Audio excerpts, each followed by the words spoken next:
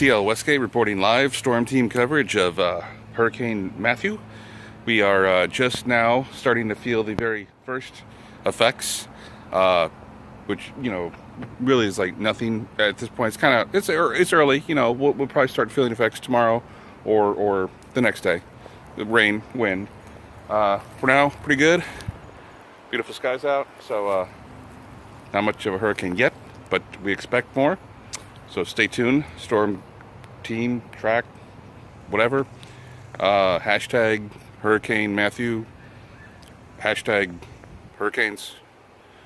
Hashtag Matthew. I don't do hashtags, but stay tuned. More to come as this story develops.